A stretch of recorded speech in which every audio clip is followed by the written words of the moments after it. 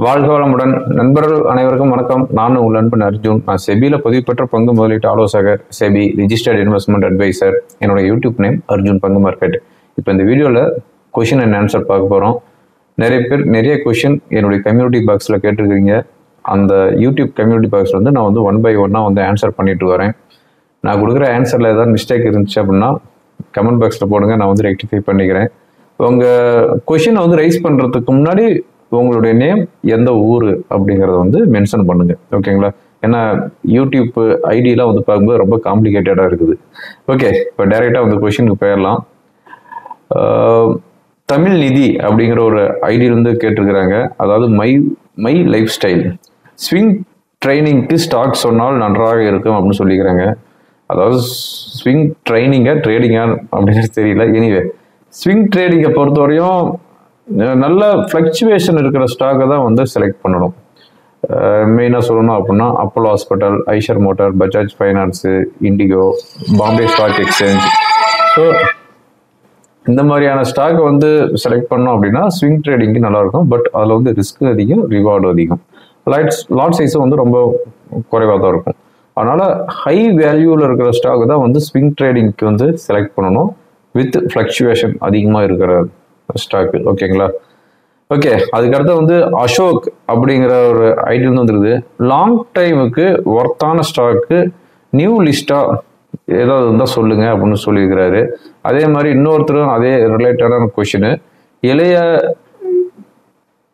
இளைய சூ அப்படின்ற ஒரு ஐடியா இருந்தது.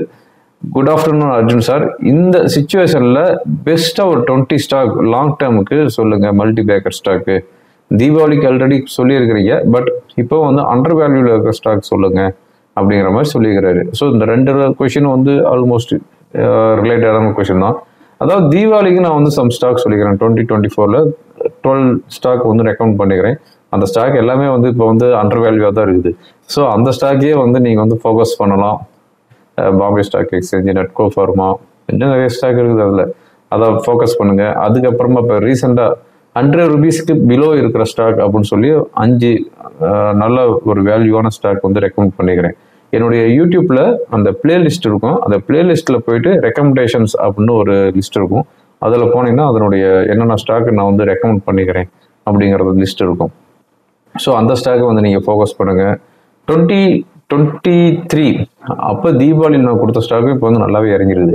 ஸோ இந்த ஸ்டாக் எல்லாமே நீங்கள் வந்து அக்யூமுலேட் பண்ணாவே போதும். இது வந்து மோர் தென் 20க்கு மேலே வரும், ஓகேங்களா? இப்போ ஃப்ரெஷ்ஷாக வந்து எதுவும் ரெக்கமெண்ட் பண்ண தேவையில்லை, ஏன்னா அந்த ஸ்டாக்கே எல்லாமே வந்து அண்டர் வேல்யூவாக தான் இருக்குது. ஓகே, அதுக்கடுத்து வந்து டவுன் டைம் கிரியேஷன் அப்படிங்கிற ஒரு ஐடியா தான் இருக்குது. Now we can choose the Motilal mid cap fund 25% போட்டுக்கிறாரு. பட் கொஷின் வந்து கிளியராக இல்லை. மோத்திலால் மிட் கேப் ஃபண்ட் வந்து செலக்ட் பண்ணிட்டுமான்னு கேட்குறாரு. ஓகே, நீங்கள் வந்து மியூச்சுவல் ஃபண்ட் இன்வெஸ்ட்மெண்ட்டில் Motilal mid cap fund long டேர்முக்கு பண்ணுங்கள். அப்படி இல்லை அப்படின்னா லார்ஜ் மிட் கேப் வந்து செலக்ட் பண்ணுங்க. மோத்திலால் ஓஸ்வாலில் லார்ஜ் மிட் கேப் நல்லா இருக்குது. கோட்டக்லேயே வந்து லார்ஜ் மிட் கேப்பை வந்து நல்ல ஒரு ரிட்டர்ன் கொடுத்துட்டு இருக்கிறாங்க, ஓகேங்களா? ஸோ அது வந்து நீங்கள் வந்து செலக்ட் பண்ணலாம் ஃபார் த லாங் டேர்முக்கு, மினிமம் 5 இயர்ஸுக்கு. ஓகே, அதுக்கடுத்து வந்து ஹாப்பி ரிட்டில்ஸ் அப்படிங்கிற ஒரு ஐடியா வந்து இருக்குது. Hi sir, please tell some good books to master price action அப்படின்னு சொல்லிக்கிறாரு. நான் வந்து மாஸ்டர் ப்ரைஸ் ஆக்ஷனில் எந்த ஒரு புக்கு நான் படிக்கலை, நான் யாரையும் வந்து ரெஃபரும் பண்ணலைங்க. அப்படி நீங்கள் படிக்கணும் அப்படின்னா, மார்க்கெட்டை பற்றி படிக்கணும் அப்படின்னா, அந்த சோமவல்லியப்பன் அவர் எழுதியிருக்கிற புக்கு அது நல்லா இருக்குது. அதாவது அல்ல பணம் அப்படின்ற ஒரு புக் இருக்குது தமிழ் மீடியம், அது நல்லா இருக்கும். மற்றபடி ப்ரைஸ் ஆக்ஷனுக்கு எனக்கு தெரிஞ்சு எந்த ஒரு புக்கு இருக்கிற மாதிரி நல்ல ஒரு வேல்யூவான புக் இருக்கிற மாதிரி தெரியல. என்னதான் நீங்கள் வந்து புக்கை படித்தாலும் அனுபவமே சிறந்த பாடம். நீங்கள் அனுபவப்பட்டால் மட்டும்தான் உங்களுக்கு அதனுடைய வழி என்ன அப்படிங்கிறது தெரியும். அதிலிருந்து தான் நீங்கள் வந்து கற்றுக்க முடியும். அதாவது நம்ம வந்து ஸ்கூல் காலேஜெல்லாம் போய் படிப்போம். இப்போ நானே வந்து சிவில் இன்ஜினியரிங் படிச்சிருக்கிறேன். நான் சிவில் போய் புக்காக படித்தேன். பட் அதுக்கும் ஃபீல்டுக்கும் எந்த ஒரு சம்மந்தமும் கிடையாது. ஃபீல்டு கொடுக்குற ஒரு அனுபவங்கிறது வேறு, புக்கு கொடுக்குற அனுபவங்கிறது வேறு. ஜஸ்ட் புக்கு படிக்கிறது வந்து ஒரு எலிஜிபிலிட்டி, அவ்வளோதான். ஃபீல்டில் என்ன அனுபவம் கிடைக்குதோ அதுதான் வந்து நமக்கு வந்து பர்மனெண்ட். அதனால நீங்கள் புக்கு படிக்கிறத விட ஃபீல்டில் என்ன எக்ஸ்பீரியன்ஸ் கேதர் பண்ணுறீங்க அப்படிங்கிறது தான் வந்து இம்பார்ட்டன்ட், ஓகேங்களா?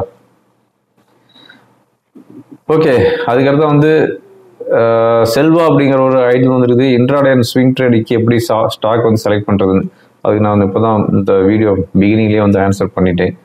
நிஃப்டி எந்த அளவு வரை இறங்க வாய்ப்பு இருக்கிறது என்று உங்கள் தனிப்பட்ட கணிப்பு சொல்லுங்க அப்படின்னு கேட்டுக்கிறாரு. தெரியாது என்று சொல்ல வேண்டாம்னு சொல்லிட்டாரு. ஆக்சுவலாக அந்த வீடியோ நான் ரெக்கார்ட் பண்ணிட்டு இருக்கிறது என்னைக்கு அப்படின்னா 19th March ஈவினிங் 6:30 நான் ரெக்கார்ட் பண்ணிட்டு இருக்கிறேன், புதன்கிழமை. இப்போ வந்து நிஃப்டி க்ளோஸ் ஆகிருக்குது 22,950 க்ளோஸ் ஆகிருக்குது. இந்த வீடியோ வந்து நான் வந்து சனிக்கிழமை தான் போஸ்ட் பண்ணுவேன். இன்னும் 3 செஷன் இருக்குது நான் சனிக்கிழமை போஸ்ட் பண்ணுறதுக்குள்ள. இருந்தாலும் வந்து இந்த புதன்கிழமை ஈவினிங் வந்து போஸ்ட்மார்க் ரிப்போர்ட்டில் நான் வந்து சொல்லிட்டேன், மார்க்கெட் வந்து 23,000 வந்து 23,100ங்கிறது ஒரு ஸ்ட்ராங் ரெசிஸ்டன்ஸ். அதுக்கு மேலே போச்சுன்னா நல்ல ஒரு அப் ட்ரெண்ட் இருக்கிறதுக்கு வாய்ப்பு இருக்குது அப்படின்னு இந்த போஸ்ட்மார்க் ரிப்போர்ட்லையும் நான் வந்து சொல்லிட்டேன். இதே தான் நான் வந்து சொல்ல போகிறேன். 23,000 வந்து 23,100ங்கிறது ஸ்ட்ராங் ரெசிஸ்டன்ஸ். இன்னும் 3 நாள் கழிச்சு இந்த வீடியோ நீங்கள் பார்க்கும்போது நிஃப்டி எந்த லெவலில் இருக்குன்னு தெரியாது. இருந்தாலும் இப்போ இருக்கிறத நான் சொல்லிட்டேன், ஓகேங்களா? பட் இதில் முக்கியமாக ஒன்று கவனிக்கணும், இந்த ரீசெண்டாக வந்த லோ 21,950 22,000 வந்து பிரேக் பண்ணக்கூடாது. எக்காரணத்து கொண்டும் பிரேக் பண்ணக்கூடாது. பிரேக் பண்ணிச்சு அப்படின்னா மறுபடியும் வந்து ஹெவி செல்லிங் ப்ரெஷர் வரும்.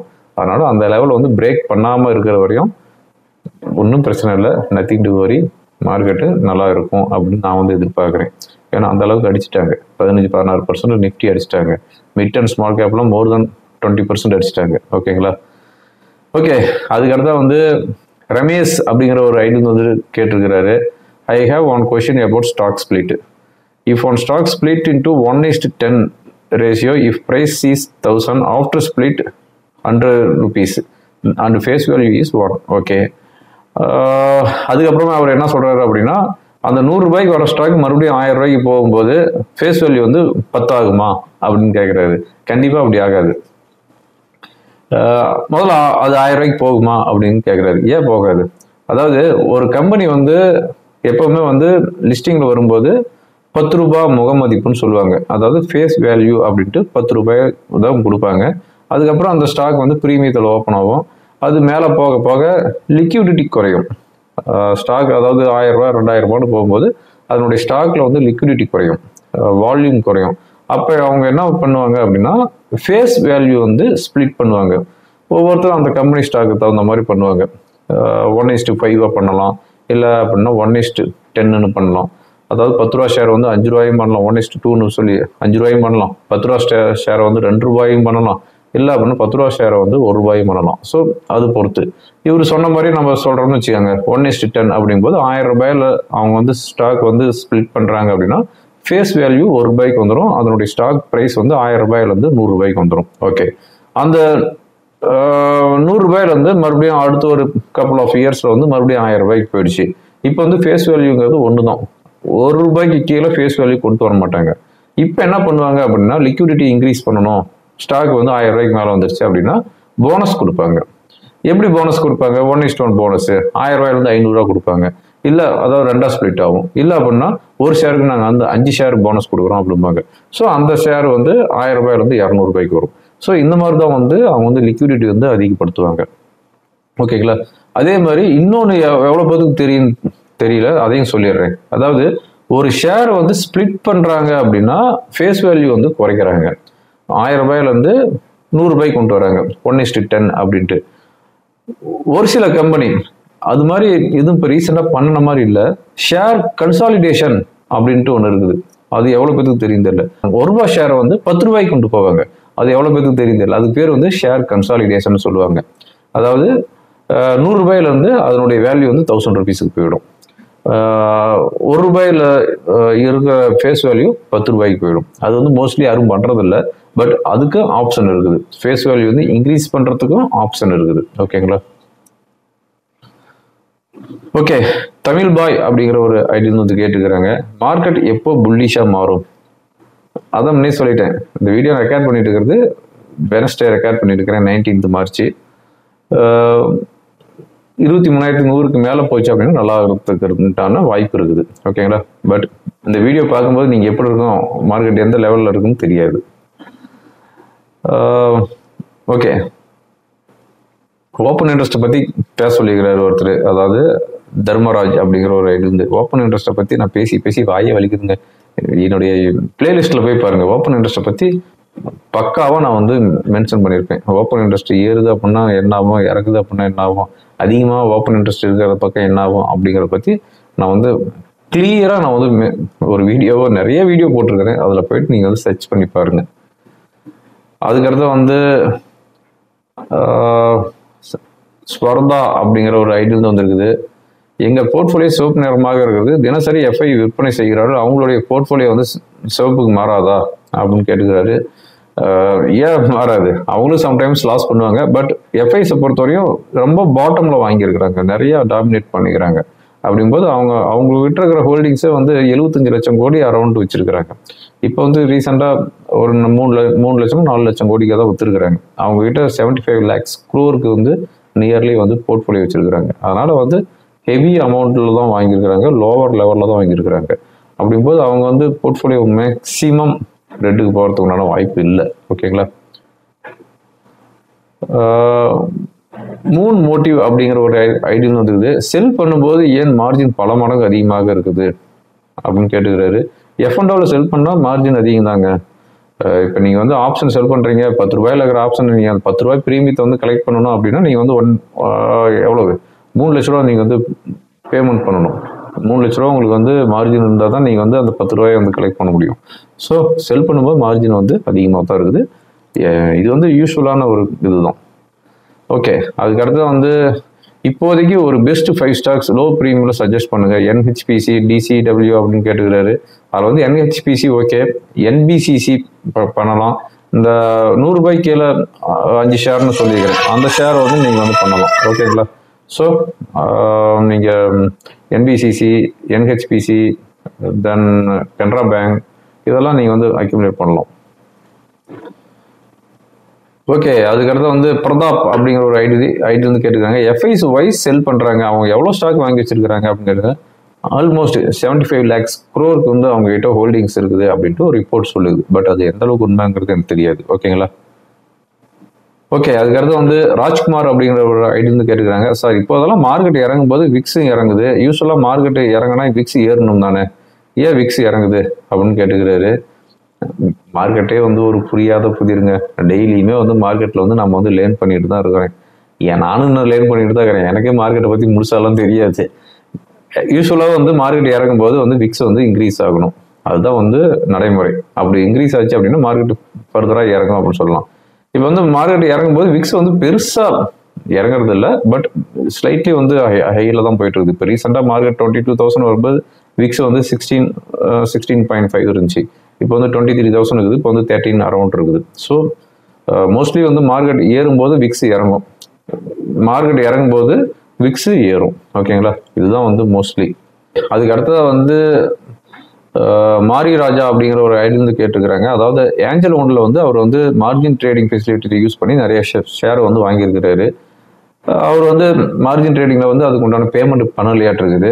அதுக்கப்புறம் அவங்க ஒரு டைம் பீரியட் கொடுப்பாங்க, அந்த டைம் பீரியடுக்குள்ளே அவர் வந்து அந்த ஷேரை வந்து செல் பண்ணணும். இவர் வந்து தான் மார்க்கெட் இறங்கிட்டே இருக்குது, அதனால இவரும் வந்து செல் பண்ணாமல் விட்டுட்டாங்க. அதனால ஏஞ்சல் ஒன்று என்ன பண்ணிட்டாங்க, அந்த ஷேர் எல்லாம் செல் பண்ணிட்டாங்க. இதை பற்றி உங்கள் கருத்து என்ன அப்படின்னு கேட்டுக்கிறாரு. அவங்க செல் பண்ண தான் பண்ணுவாங்க. ஏன்னா நீங்கள் ஃபர்ஸ்ட்டே வந்து மார்ஜின் ட்ரேடிங் ஃபெசிலிட்டி வேணும் அப்படின்னு சொல்லி நீங்கள் சைன் பண்ணுறீங்க பார்த்தீங்களா, அதுலேயே அந்த டேர்ம்ஸ் அண்ட் கண்டிஷன் படித்தாவே உங்களுக்கு எல்லாமே தெரிஞ்சிடும். அதில் வந்து நீங்கள் பிஓஏ கொடுத்துருப்பீங்க, அதாவது பவர் ஆஃப் அட்டார்னி கொடுத்துருப்பீங்க அவங்களுக்கு. அதனால் அவங்கள அந்த ஷேர்ஸ் எல்லாம் செல் பண்ணிட்டு அவங்களுடைய எவ்வளோ ஃபண்டு கொடுத்துருக்காங்களோ அது வந்து ஈக்குவல் பண்ணிவிடுவாங்க.